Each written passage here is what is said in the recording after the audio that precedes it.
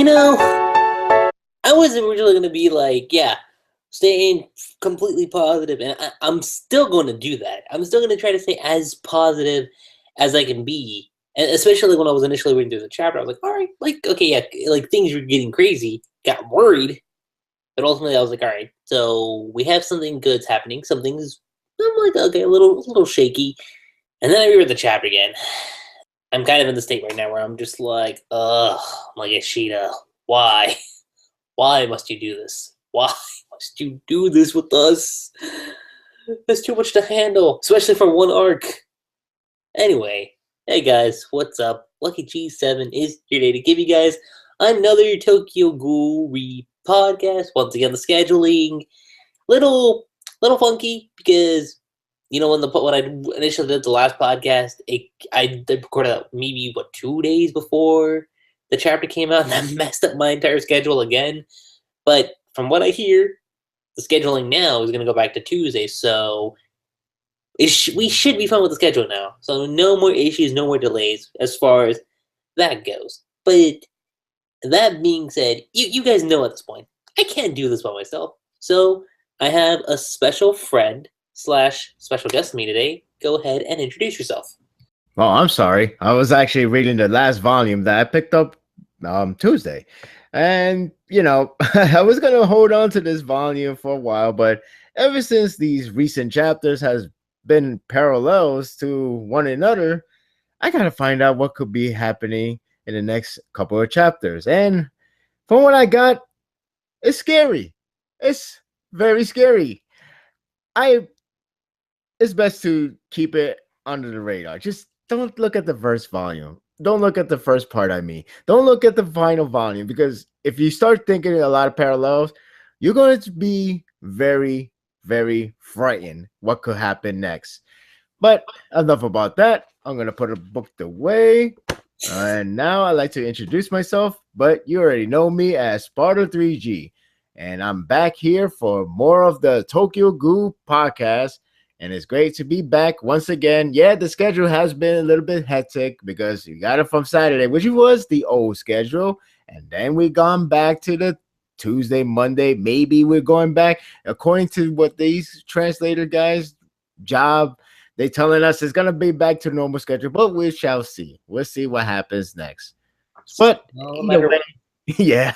But either way, it's great to be back on another discussion for the recent Tokyo Ghoul chapter. Yeah, I can definitely say that for sure. I mean, especially when you consider how that chapter opens up, and where we continue off immediately where the last one ended, with Hajime essentially ripping off one of the GOAT members' heads. Now, this seemed like a very minor character, someone we don't really know, but it still sucks. That's one thing I was saying. It still sucks when you look at what happened. Yes, he probably had a wife and a kid. Well, I don't know if he did, but I'm assuming he did. And not only that, Toga's there, Heenim's there, the kids are there, and we have the chapter title called "Despite Bravery," which automatically I was like, should I be worried? Or because Ishida has some of these weird chapter titles. I mean, we had that one chapter that felt like a Percy Jackson chapter title. You guys know exactly what I'm referring to. So that's when I'm just thinking, okay, is there like a hidden meaning behind the chapter title, or am I just overlooking things?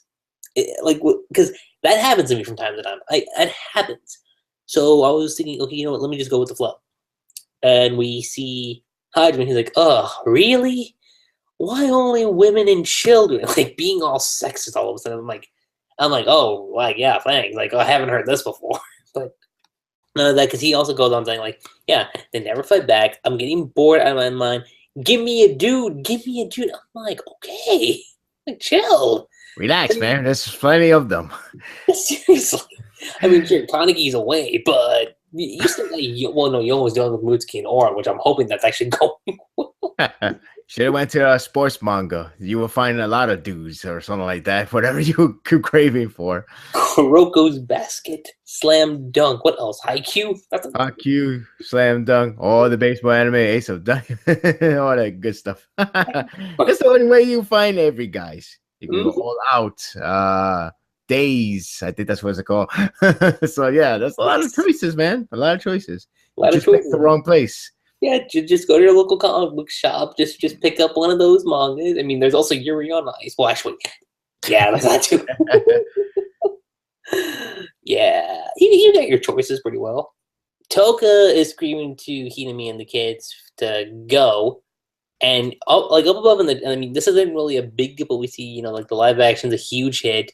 40 line stickers, especially drawn by Ishida himself, are available in our third sticker seats. Which, a little sidetrack, but I heard the movie, as far as box office goes, didn't do so well. Well, yeah, at the time being, it seems like it doesn't do so well. I got to research more on that. I heard the movie is actually decent. That's what I heard. I don't know. I only heard it from very few. I can't really say that's like the popular opinion. Maybe if I search more, maybe it'd be like, oh, the movie was or bad or real bad. I don't know. It's hard to say. I wouldn't know. I just know the box office. I only saw it I think it was in top 3 the first time it came in. It did good, and then it disappeared after that. But that's because a lot of movie come on around that time, including Transformer, which actually still do well.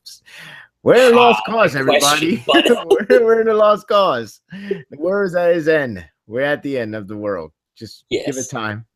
Just give it time.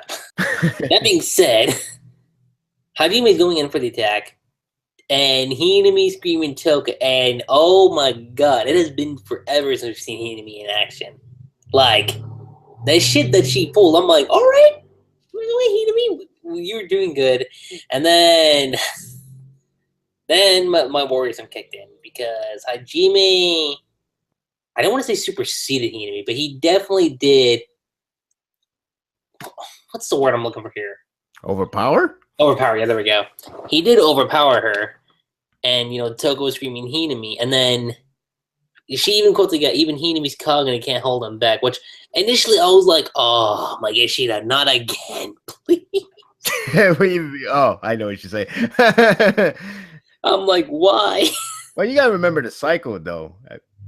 Which Kagane is better than what? His is actually better than Hinami, so that actually makes sense for once. It's like, oh, we actually remember the cycle. I'm surprised. No, that's true. See, I actually, in a way, I kind of forgot about that. So when I went back and reread, I was like, oh, okay, that makes sense. Yeah, it makes sense. Like, I mean, like, I never said like he actually forgot it. It's more like he always keep it to that notion, to the heart. Like, oh, okay, so we still consider that count. Because, if you look at other shonen manga, some shonen manga, they completely dismiss that. What rules? Forget rules. I bend them all. So, Tokyo Ghoul has not hit there yet. No, it hasn't. Maybe it won't ever do. It will always be like, well, yeah, there could be overpowered ghouls, but there is a way to beat them. So don't think it's all lost cause now. I guess it was just in the moment when I was reading it, I was just like, I'm like, not again, please. Yeah. Well, hey, look.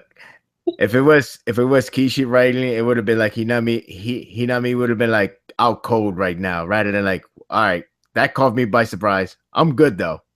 But if it was Kishi writing, well, I'm done. That's it. You got a point about that. Help me. I'm a damsel in distress right now. Which is funny because Toka actually did something. I was like, man, she could still fight while she's pregnant. Good thing it's not like 8-month pregnancy or 6 month. It's like, if it was that, I would have been like, wow. I would have been like, okay, she's way too hardcore. But still, I'm like, damn, look at that. Always keeping her awesome. I mean, she's holding her own. Yeah. Which is always good to see. Exactly. No damsel in distress BS. Nope. Thank God. Right, I'm just like, thank you, Ishida. I mean, you get us worried most of the time, but you don't disappoint as far as showcasing awesome strength goes. Yeah. And yeah, like Toka was there screaming Hinami, and she's like, okay. And then you have Hajime saying, yeah, okay, that's just for now, dummy. I figured out how your cognate works, and I'm just gonna think. And then he's like, yeah, the next one's a killing blow. Though, on my second reread, I'm like thinking, well, hold on, that's Kinami's weakest cognate. That's not her most powerful one. That's not her attack one. No. The attack one is the father one, which yeah, we haven't seen yet. Nope. Well, I mean, we have seen, but she ain't used it. Not in a long time. We haven't seen it in a long time. Well, the last time we seen it was when she did a surprise attack against Furuta. That was cool. That's true. It was like boop, stab. Should have killed them, but I guess nobody realized that he was a ghoul too. So whatever. Yeah. Either way, yeah. Then again, she's not a killer, so who knows? But anyway, the point is, yeah, we haven't seen that in a while. Hopefully, we do soon. Hopefully. And then from there, like, we see a couple of feet walking in, saying Kirishima, and then lo and behold, the Zero Squad shows up. Woohoo! No, not that Zero Squad fans. I know what you're thinking. Not that Zero Squad, but yes, they actually stand by. They actually stay around rather than like going to a mission that we don't even understand, don't even know, because we still don't know where Takizawa's at. So nope. We're still missing on that part. We're still missing out on Takizawa. We're still missing out on Amada and Akira. What are you guys doing? Well, they never said they were part of GO. They just left. It's like, well, screw you guys. I'm out.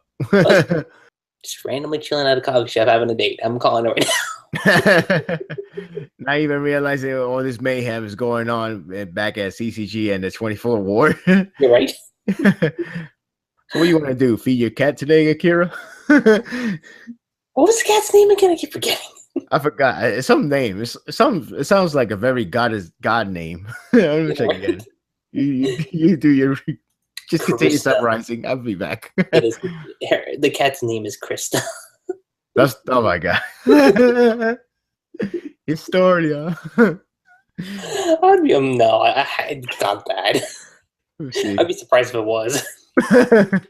But going on with the chapter, interesting little note here, because you have Hiriko saying, "Yeah, continue onward.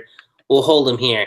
The only reason why I'm saying interesting is because, and again, we always talk about parallels, but this one I didn't catch until my second reread, because if you guys remember part 1, Suzuya was getting the shit beat out of him by Eto. Let's not forget that. He got the shit beaten out of him. And then, just like over here with Hinami and Toka, you have a group of CCG members stepping in to help him out. And there's a little correlation going on there. And that made me go like, oh my god, wow, like that, I didn't catch that. I mean, sure, it wasn't in the same chapter, but it still happened. I don't know, like how did you feel about that, Sparta? Well, when I first read it, I just read it as it is. And, I was like, what a crazy, intense chapter. Then you come up with this, well, not theory, but more like a second look, an in-depth look of the chapter. I'm like, oh, wow, you're right. I don't know if it's really intentional or we're reaching it, but I don't see myself reaching it. It feels like, yeah, it's there. The question is how far Ishida is going to parallel from the last series in a different way. And but that's still but it still captures the same path for the characters. And if it still captures the same path for the characters, we're maybe in bad luck right now. Because like I said, I pick up the final volume of Tokyo Ghoul, the first part in English, this past Tuesday. So I'm like, I haven't read it because I wanted to read the other volumes first so I could catch up, make it look like I'm rereading the entire thing. So I'm looking at final volume because, ever since you brought up about the whole parallel thing, I'm like, okay, I'm very curious exactly how far he's going with this idea. So I have to go skim through, and, it does have some similarities, like in a lot of different ways. It is not exact same, but you could see similar paths, similar takes on the characters and the directions where they're going through the troubles. Now, if we're going to if we really take it to the heart, then there's going to be a lot of bad news. But I'm trying not to hope to think that way, because then we really are screwed with these characters, especially like with Toka, especially what's going on right now in the battlefield. I mean, maybe Yomo will be another character that would just disappear, not dead, kind of like what the other two did before in the part one. Maybe that would be the case. I could only hope for that rather than kill them off. It is eerie, but maybe just maybe it was just a one time only. Well, not one time, but more like a random Coincidence? occasion. Yeah, or a coincidence. It does feel coincidence, but it can't but it's not a stretch to say that he is paralleling from the first part. Yeah. Going on from what I was saying, so they're there, like Hajime's there, going like Judas, like your plain face becomes like belies your insanity. Do you have any idea what you're actually doing? He's like, come on, say something, mister. And then see, I completely forgot who this character was. Like I'm pretty sure you remember, but they say me too. Now I wasn't exactly sure who this was. Do you know Sparta by any chance? Urie. Uri, okay. Yeah, it was Urie. And it's funny because you told me because ever since you told me about this parallel, I ended up finding the page where they actually interact each other. So this fight actually has more meaning than I expected. Like I knew it has meaning because they both know Arimo. They both have memories of found memory of him. They both have found memory with each other, like as companion, friendship, all that stuff. But when I read the chapter again, and the first part is like, yeah, now he's gonna make now this battle is gonna be more conflicting, which it should be because if that's the case with his character has been, like he Udi has been going in a really rough shape because Furuta is using him like a puppet ever since he could revive her, but obviously the consequence is to throw away your pride, be a slave boy, and you could really tell, not even by looking at his face, just by the sheer aura he has. It's like, damn, what the hell happened, man? I mean, it sucks. It really sucks when you Yeah. think. So I'm like, so this to me, this is like the best way to get your mind straight. I don't expect him like, oh, I'm converted, I'm good again. Maybe it could happen, but I don't expect that. But I'm hoping this will be the chance to give him a wake up call and make him like start to rethink about his decision that he has been doing for Furuta. You know, like Yeah, I'm hoping for this. I'm hoping for that sake. But the other direction can be like he will still really low if he does end up killing Hiroko, which I hope that's not the case. Like no. I could see Cole killing Hiroko because things happen, but like again, if he does the killing, that's like, yeah, I don't know. I think your end game is death, dude. Yeah, right. So we'll see. A lot of path could go. One thing for sure, though, I'm interested to see this because this is the first time, and I think it's the first time. I'm trying to remember every single fight. This is the first time that we're actually going to see human against human. You're right. I think it is the first time we're gonna see that. So it's not like, oh, I got hit by multiple needles, but I'm a ghoul, so I'm good. But this one is gonna be like, ah, damn, that shit hurts. So Like that's they're actually actually good. human versus human. It's not like a ghoul or even an artificial ghoul for them. It's like literally, it's like man versus man. That's literally what it is. Right. Like I said, you get stabbed by multiple needles as a ghoul, you'd be like, damn, all right, bring it on. But as a human, fuck, You'd you're be gonna feel it. screwed. Like a simple stab actually hurts a lot for a human. A simple stab to a ghoul is like, meh. You're right. It's like, So this is oh, so I'm hoping that's what Ishida is gonna go with. Like make this into a realistic fight with a use of a queen crab, but like a realistic fight sense in terms of like if he gets hurt in that position, whatever he gets hurt at, it's gonna really pain him. It's not yeah, like yeah. So I'm actually pretty interested to see how that works out. yeah. Now that you bring it up like that, I mean that's kind of got my attention now to just thinking like, how is that fight gonna play out? Yeah. Like, Well, like I said, I think this is like the one of the more chances to get for development. It has to for either like a righteous path or even more dark turn. But we'll see. it's We'll just a see. matter of just how things are gonna occur. That's it. Yeah, because he does need answer from him because Hiroko just quit and he's still Yeah, left in the and dark. Urie I didn't know, know like exactly what the reason was behind that. right? And he sided with the traitor, so to say, Kaneki. But I don't know if Hiroko would tell him the truth. Like, Arima did plan all this. Arima has to die by his hand, even though he really didn't. I'm Would not he sure. believe it? That's my question. Like, would Urie actually believe that story? Yeah, that's the thing. Like, even if he does tell him, that's the reason why I don't think he would turn good. Like, hey, I'm good now. Like, oh, okay, I'm converted easily, because it sounds fishy to even say that. Oh, Arima planned all this. He was the one-eyed king before. It sounds too fishy. It But does. like, again, I want Uri be conflicted with his decision being enslaved by Furata and start thinking like, try to leave, because he's the only like Suzuya. Like he kind of want to, like, he's against Furata, but like He is. his approach is more like not exactly rebel, but just wait until the moment that he becomes a rebellion by simply be considered as a ghoul. So pretty much he's just gonna keep going downhill on Right. his own. That's his way to show his gratitude, so to say. Q Squad, they pretty much ready to become the terrorists for CCG at all costs. It just sucks because Udi is getting his ass handed to him, but that's a different story we're going to talk about later. And Udi is like, he's holding that fate to see her revive. I don't even know if she's revived yet.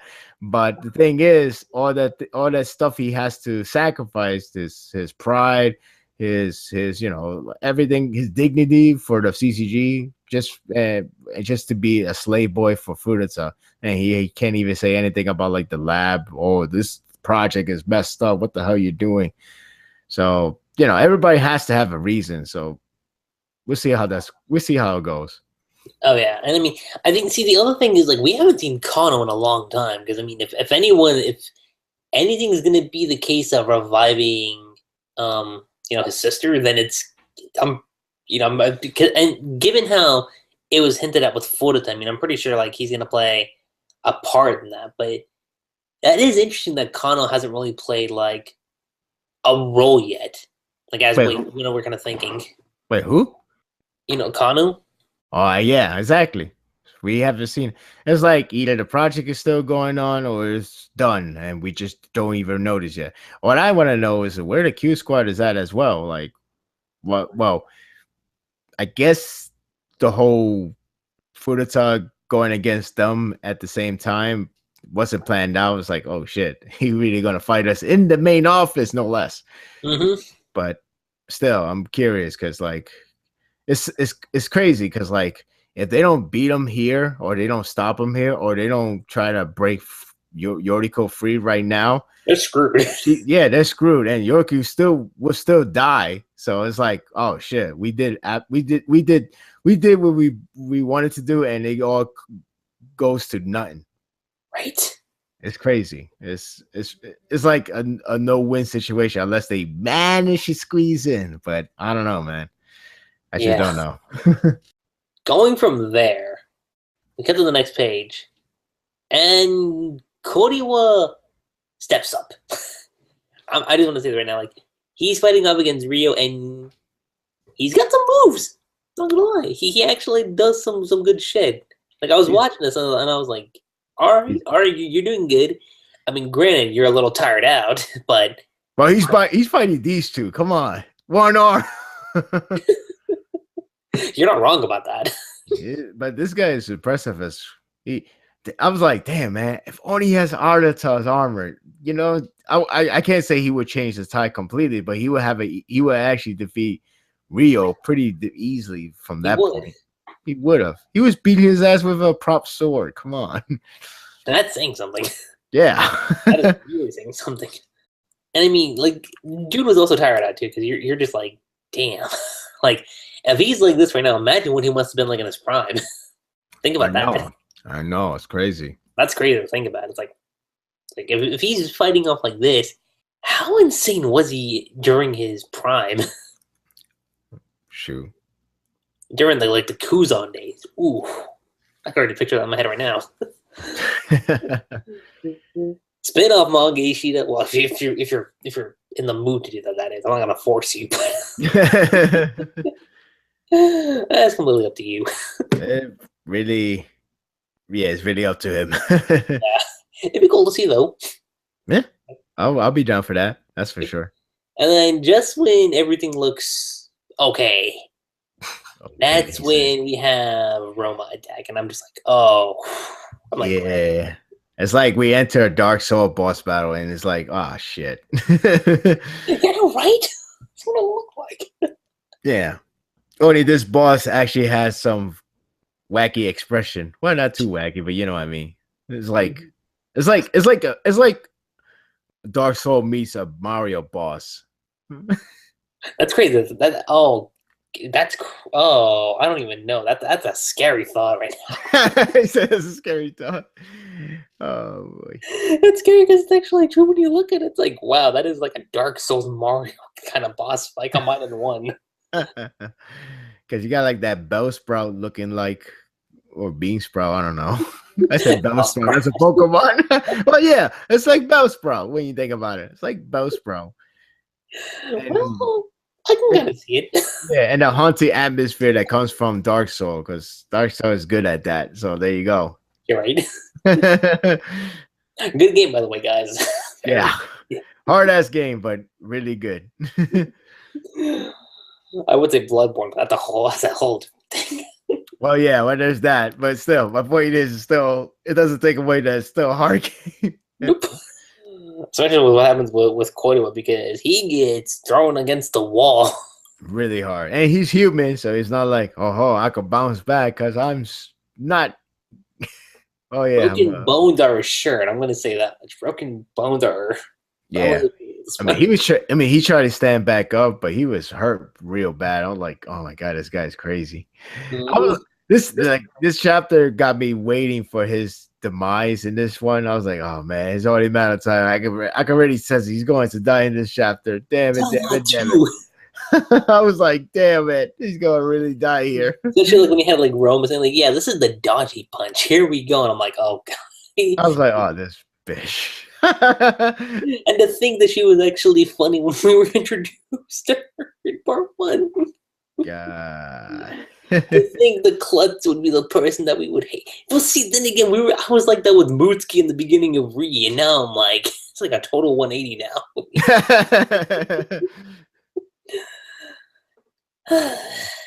But yeah, she's like, yeah, Shiko, baby, finish him off. And then, like, right when the attack's about to go through, that's when. Well, hold on. What exactly happened? I'm trying to remember. Urie? Yeah, the attack gets blocked off. Mm-hmm. And Urie's just there laying on the side. Yeah, I still feel bad for what's happening because he's like, what are you? He's like, you wounded old geezer. And he's trying to say, like, get out, but obviously he can't speak. He's like, leave me and get out of here. Damn it, I can't talk. My throat's so hot it feels like it's producing lava. What else was there? Are my vertebrae okay? He's like, whew, that was close. Heal, damn it, faster. And then this was kind of sad, honestly, when I was looking at it, because this is my favorite part. But yeah, it's my favorite part too. But you have Urie thinking back to Shirazu. Like, it's my favorite part, but it's also very sad when you look at it, because he's seeing Shirazu run off, and he says, don't go. He's like, that's enough bullets for you, Urie. Stop now, don't go. And then that scene with Shirazu, I mean, shit. Like, yeah, totally. And then we get all these flashbacks to not Urie, but well, yeah, with Urie and Shirazu, and I'm just like, like the feels. Yeah. I'm like Ishida. I get it, but oh, why? Especially when he had like Mutsuki all happy and stuff. I'm just like, like really, really. You have to pull this on me.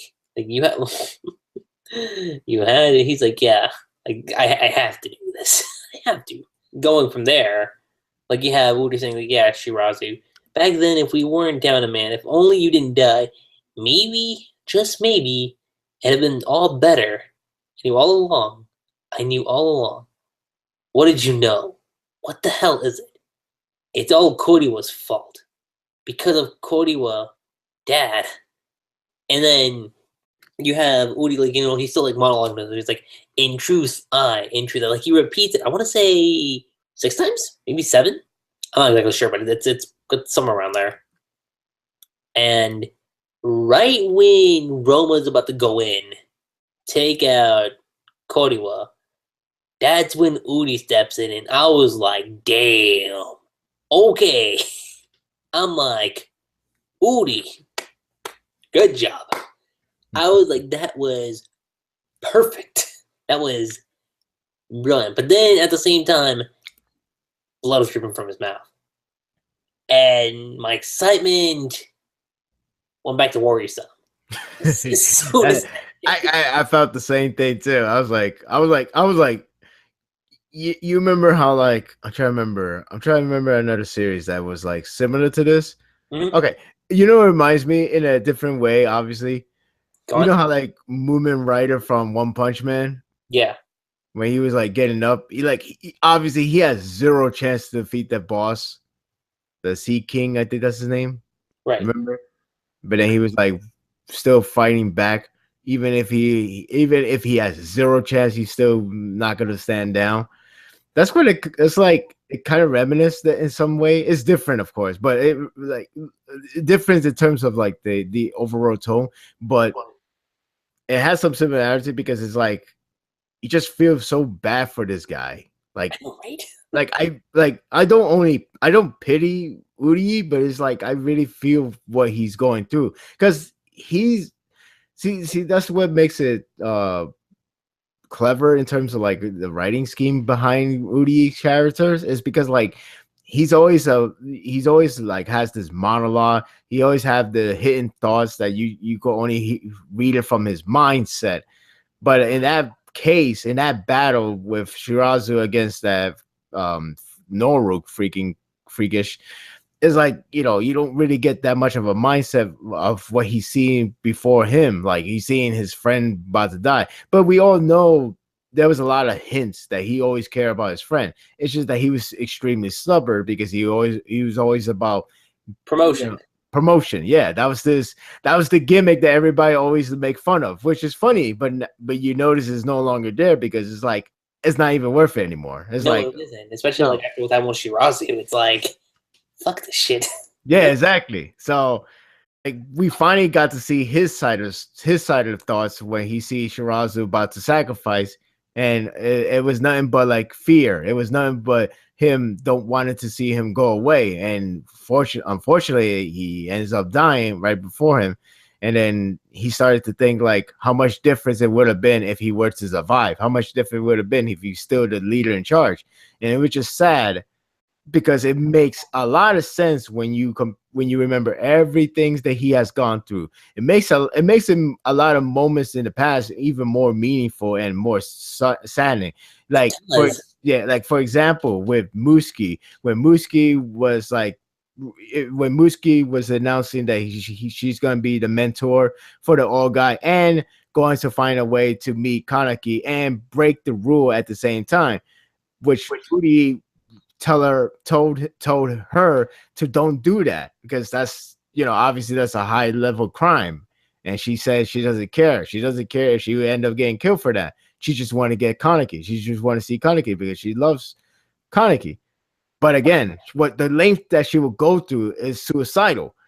But like just seeing that image where Urie just like stand alone now is more meaningful because it basically is saying that he never wants anyone to split apart, but they are splitting apart. He almost lost a crew member. He lost Shirazu. He lost the mental state of Muski in a more of a family manner.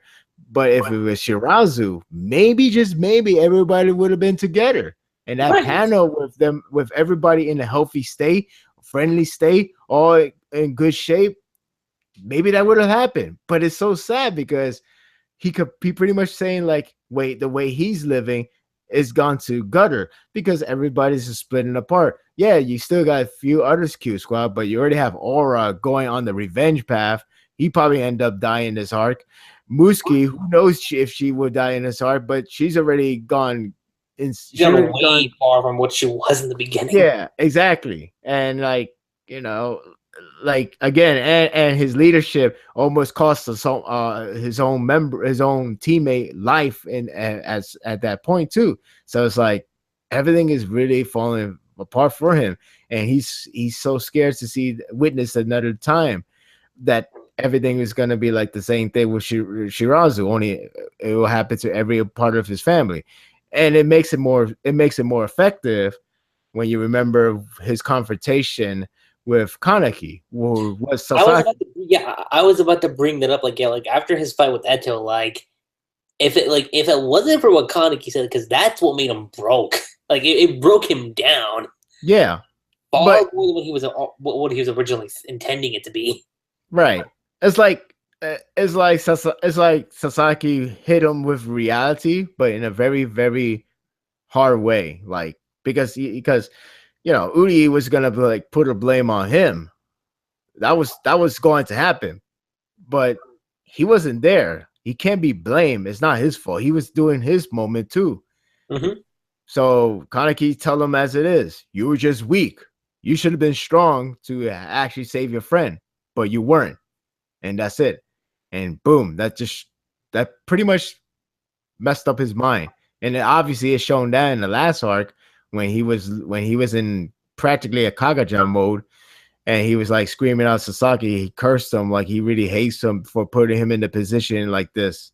So I mean, in a way, you could also like in that moment he also lost his mentor too. Right. Like that initial conversation with Sasuke after that.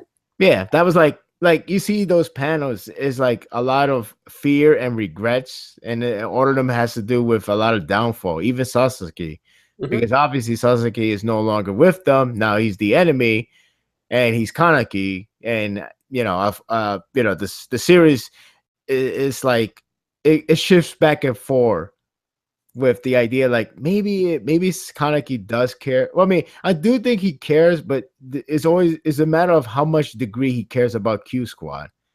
Like comparing how Sasuke cared about them and how Kaneki feels about the whole thing.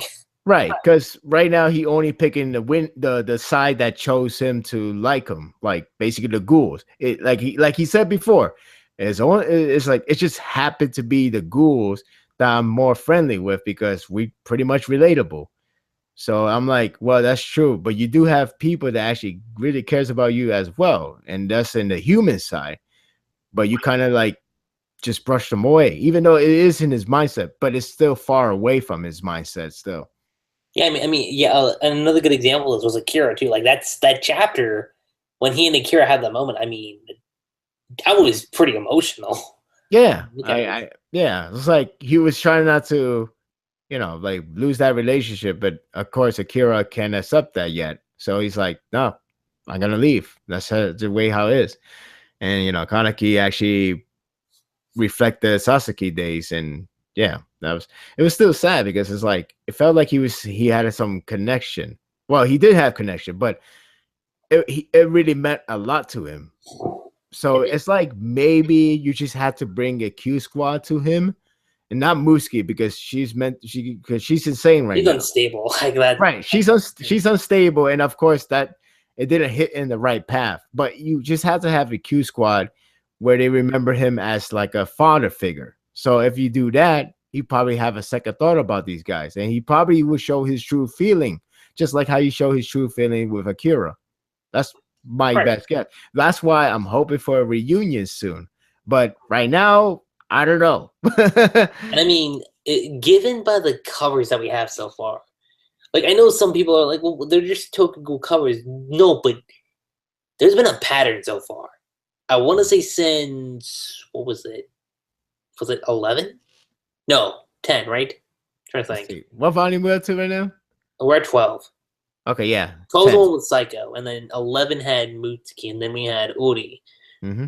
Now, given where we're at, is it possible for Shiraza to have the cover? Well, if he ends up being alive or somehow brought back, maybe. I don't know. It is possible. Or you could do it something differently. Like you could have this chapter be a lot of reflection of Shirazu, like in the flashback. It's like, oh, Yeah, this like he's still dead, but this chapter has a lot of Shirazu focus because he really meant a lot to these guys, or mainly to Urie. You could do that excuse. That that could could work. work. That would Yeah, work, yeah. because That would like, work. Hmm? because I noticed how like each of the, like at least the past three were kind of like representation of the QS squad, Right. and that kind of got me thinking. Then would 14 be Kaneki? Well, that would be something else. Imagine you go back to Sasaki somehow. Yeah, I'm back, but I'm not sure. But that seemed impossible. But you could do like a Sasaki resemblance. Like, hey, that's a smile that only Sasaki could do. yeah. Or this is my wild prediction on the 14 cover, but what if it's like a mirror image, like on one, like it's like kind of like split down the middle, like you have Kaneki on one end and then you have Sasuke on the other. That can always work. Hmm. Well, I mean, Volume 14 does have Kaneki in the part one, so you could do that. You could do that, Yeah, but yeah, I'm just trying to figure out how he's gonna do it. Like, true. because because right now this volume is 13 or 14 volume. It's 13. 13. Okay. Like this is the 13th volume, so and to let you guys know, well, I know again, parallel is like the biggest thing that we brought up. This volume most likely will end maybe 142, 143. Now, and I've always said that, yeah, like because Tokyo Ghoul ended on 143. I'm convinced, like I've been convinced, like for a while, that we're not gonna end Re with the same chapter. We're just not. The same volume, though, I think that's a little likely. I think, as far as the volume goes, it's a little more likely. So that I think probably will happen. But yeah, that's just my 2 cents as far as like the covers go. Well, it's not far fetched to think about that. It's gonna pass a little more over the part one chapters because there's still more material to cover. Like I always keep saying, like maybe it will end, maybe Re will end when they take down CCG for good, but not sure still. But it could still happen that way. Oh I mean, yeah, you could still end it like, oh, we're just gonna end it because we hit a lot of tragic note, and for 24 ward is gone, blah blah blah. We just have a lot of setup. We just need a long maybe a 2 years time skip for this case, so we're gonna do that now. it's possible. Yeah, it really depends on this arc goes. Mm-hmm. I mean, if this is the fall of the CCG, guys, like again, this wouldn't necessarily be the end of Tokyo Ghoul because again, the clowns are still out there. Kano's still. If he survives, Oh then god. yeah, there's gonna be another Tokyo Ghoul. Like I'm convinced about that already. Like if he wait, if you're saying if he dies, Tokyo Ghoul ends. maybe Well, because yeah, he is he is like the he's the one staple that character. started the whole chain.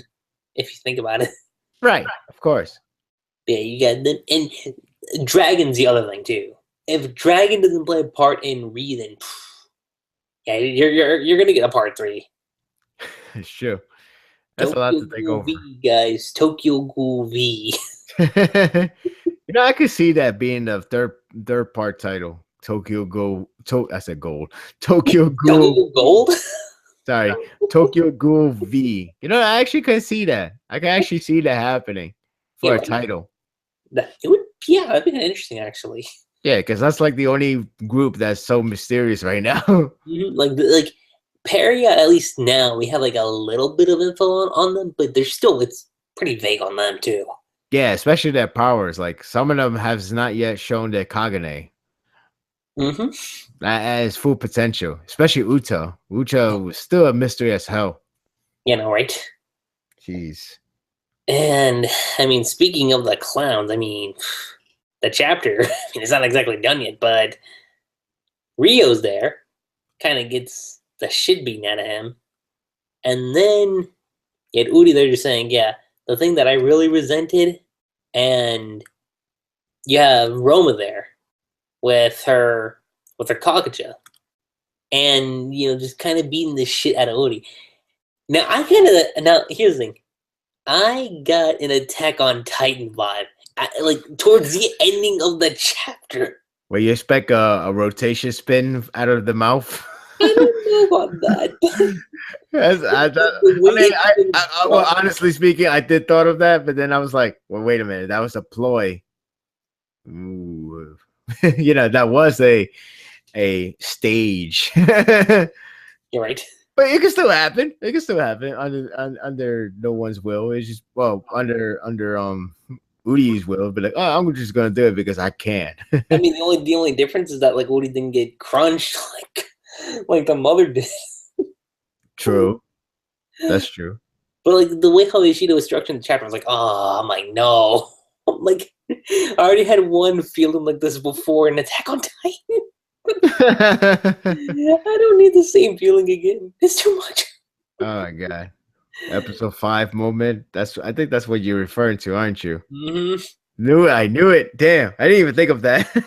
You thought about something just like, wow. But I could imagine Psycho was doing her mission outside, but then the other CCG attacked her because they classify as terrorists. She was still trying to fight, and then she probably she lost the. She couldn't do Kagane properly anymore because they did something. They shot a virus at her that temporarily messed up her Kagane. So then she's gonna like, you know what? I'm still gonna fight, and then you should see a random ghoul, all framed, unlocked, or Kagaja completely just punched his crap out of the other CCG member, always roaring. He looks like Urie, but he's not. But then again, he might be, and then you find out, yeah, he is. If that happens, I'm gonna be like Ishida. I'm like, okay, too much Attack on Titan. That we're paralleling there. I'm like, okay, Ishida. I mean, cool, but people are gonna be like, yo, what is this shit? He's like, this looks very familiar. So who's gonna be the traitor? The traitor will be Mutsuki. Oh, but she's already announced her sanity, so we need somebody brand new. We're like, you're the traitor? Why? Who is there? Susie. I was just kidding. I wanted to stay with CCG. I love Furuta and his gimmicks. It's amazing. And Urie's like, you damn traitor. Or it could be like Suzuya finally decided, you know what? I'm gonna leave this place. What about you guys, my own family? No, we lied to you. We're gonna stay and we're gonna kill you right here, right now. Hanbi, you damn traitor. That episode in Attack on Titan, people were like, what the fuck just happened? Golden moment for everybody in the fandom. I'm just gonna say that right now. But yeah, like it was sad because I was like so high spirited, but like just like Moomin Rider with his amazing comeback ends up short because the main villain is obviously too strong. So that was the case in this chapter. At the very least, he took out Rio. He took out the arm. That's true. He did take out Rio. Yeah, he took out the Rio. He took out his arm, which pretty much say, yep, he's out of the battle for this case for now. I mean, then again, he could do more Kagane, but still, point is he's pretty much like kind of out of the battle. Then Roma just demolished him, and I was like, damn it. And then swallowed him too. And as soon as I got to that, I was like, and it didn't help like with what the quote at the end because it said, "Gone without being chewed." And I'm like, oh, yeah, Ishida. Like. So here's the question: how he's gonna break free? Is he going to break free? Possible? Possible. Okay. I mean, will he pull an Aaron Yeager? That's the question. Well, it'd be a little similar. I'll say that much. But I think the only way he could break free is like if he actually start biting inside, because last arc. He pretty much turned to a ghoul completely. He did. Supposedly he should be. So if that's the case, he should start biting down, humans and ghouls for cannibals' sake. So maybe now is the perfect time to do that. Mm-hmm. So he could get some refills and then he could actually come back all strong again. Yep. Yep. That's one thing I would say. And this is the part where the other parallel comes in, guys, because think of part one with Kaneki. Same situation. What was going on with Kaneki like towards like the near end of part one? Inner monologues, right? Reflection. What's happening here with Urie? It's not really the same thing, but when you look at the two of them, like it's close. I can say that much. I mean, I don't know. Me. Okay, maybe I'm overthinking it, but Sparta, what do you think? It's not overthinking unless the parallel stops here. Like if you don't see it anymore for the next two chapters, well, I still don't think it's actually more of overthinking. It's more like yeah, maybe it was just like a nod to part one, but that'll be it. And like okay, you see that my trick is a parallel, therefore you should know what will happen next, and the next after that, and the next after that.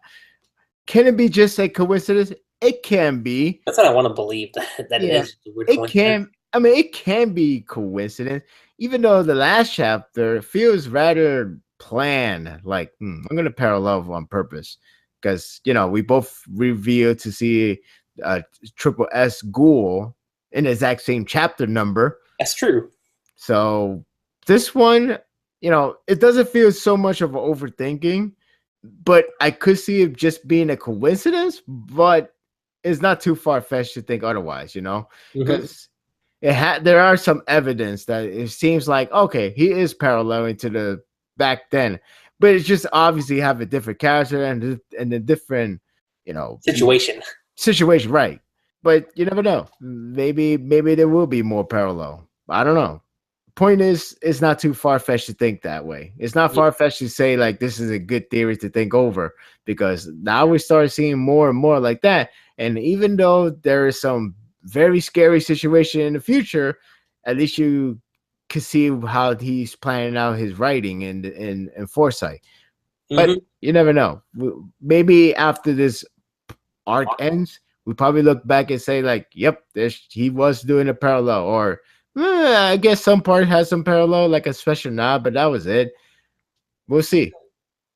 It's just a matter of waiting. Yeah, A matter of waiting, you guys. yeah. But like, if we're gonna parallel, I guess the best thing we could say is that maybe Urie will actually break free from Roma. Like, in the part one, Suzuya snapped. Urie could snap by unlocking Frame, aka Kagaja. So that's his way to go That's a insane. good point because I didn't think about that. Like when I finished reading the chapter, even with my initial reread. But now that you bring that up, I think that's likely. It's got a possibility of happening too. So we'll see. Anything's possible. Again, it could be just a coincidence for this chapter's sake. But if the next chapter has more parallel, then I guess you could start figuring it out yourself with the whole later parts in part one. Yeah, Which especially for some of like the things that occur. yeah, and there's like It's some. good already, but that would just be like experiencing the same effect again. Well, the only downside is the major downside is if it's gonna be paralleling, that means you're gonna see a lot of very dark moments, and if that's the case, well, at least we got a heads up because you look at the part one. I look part one since I got the volume in my on my. Well, it's no longer in my hand because I put away, but it's not that far away from me, so I can actually look back. But if I could skim back again, and I recall correctly, next chapter supposedly that's where Kaneki confronts Arima for the first time. Right. You really wanted to parallel, you could say the one that's going to be confronted would be Toka and somebody that we don't know, unexpected. Because the scary thing is, I was under the impression that this arc was just going to be Olga and Muski and Aura. Yeah, But then that's I how. see, yeah. But then I see Udi. Now I'm convinced anybody could go to this mission, this operation from CCG. So who's to say that's not the only one left in there? Like it's like who else is waiting there for Toka, Hinami, and everyone else anywhere else? Is there someone else there? If there's anyone, is there no one else? Anything is possible now because now we have to consider it's not just Olga. It could be anyone from CCG. Now, I don't think Suzuya would take that mission, but maybe No. you never know. You never know. It would be ironic and messed up. Because like let's say Suzuya ends up coming there and ends up bringing Arata's armor, but like, oh shit. Then yeah. Screw. Whoa. I'm not gonna say anything. I stopped myself. I was like, no. I'm like, no. Here's the eerie thing, and I'm gonna say it. And look, when I say it, and if it does happen, look towards me. Thumbs down every video I make. Thumbs down, SPARDA3g.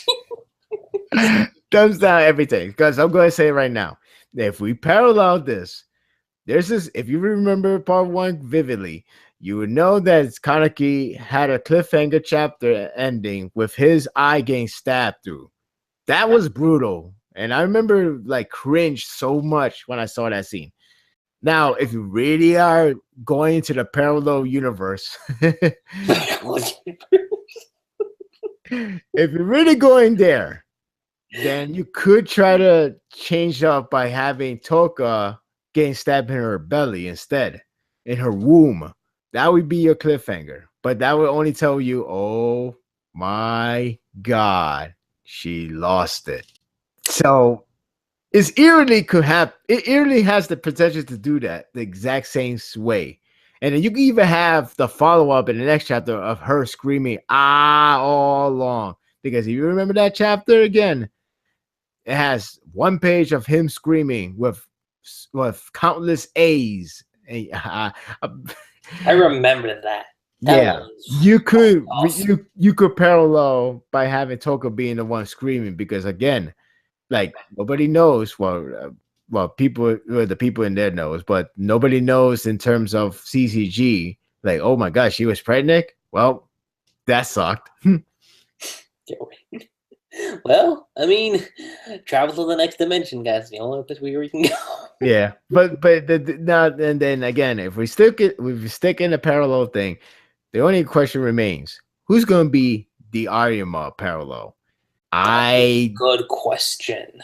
That's the very good question, and part of me want to say it could be Dragon. It could be we Dragon. Don't know who Dragon is. I mean, we have like a little rough idea. I mean, again, it could be just a weird coincidence again, because when Ashita said Dragon, well, not Ashita, what is that? But you guys know. When he mentioned Dragon, we had Psycho, Urie, and Mutsuki. Specifically those three. Now, again, the paneling could have just been weird. It could have just been that.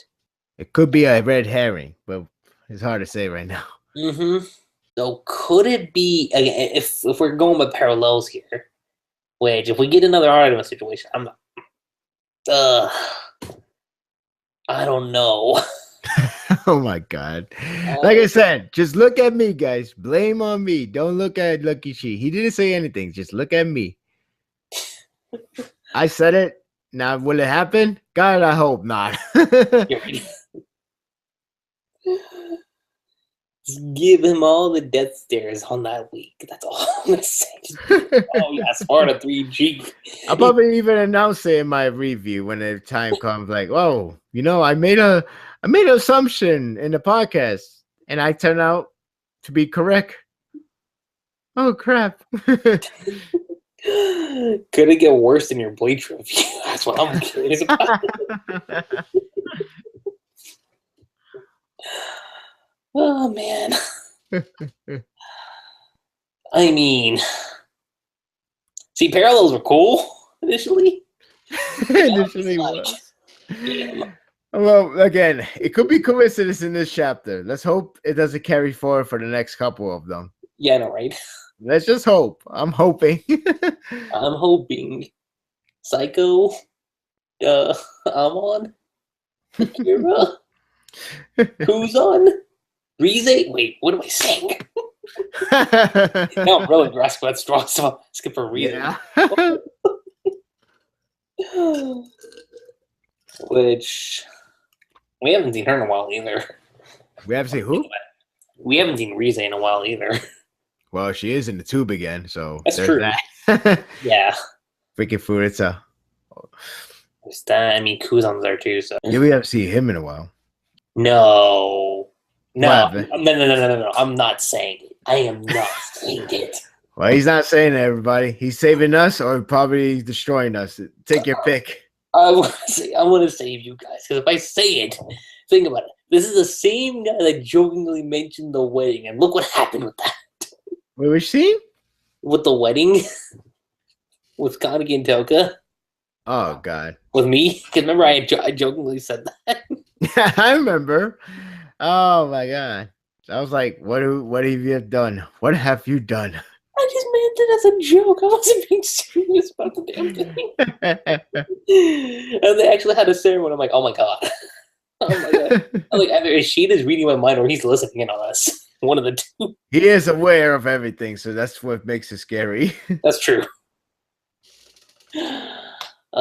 So yeah, I'm not gonna say anything, but what I will say, we haven't seen Scarecrow in a while either.